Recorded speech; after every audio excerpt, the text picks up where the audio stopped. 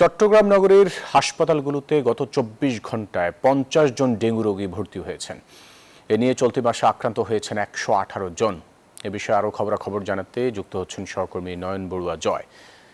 জয়, বন্দর নগরীতে ডেঙ্গু পরিস্থিতি কোন পর্যায়ে রয়েছে আর হাসপাতালে কি চিত্র দেখছেন?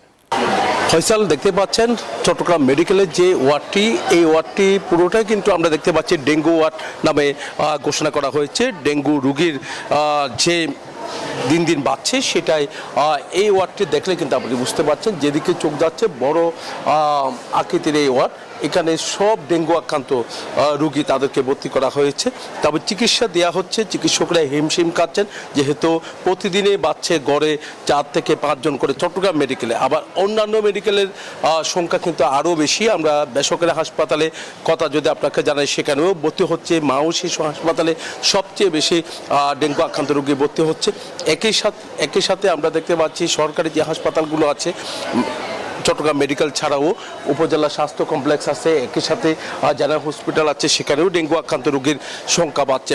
ডেঙ্গুর পাশাপাশি আমরা দেখতে পাচ্ছি হামে আক্রান্ত শিশুরা, তাদেরকেও ভর্তি করা হচ্ছে। চট্টগ্রামে হামের জন্য চট্টগ্রাম মেডিকেলের সেখানে একটা আলাদা ওয়ার্ড করা হয়েছে।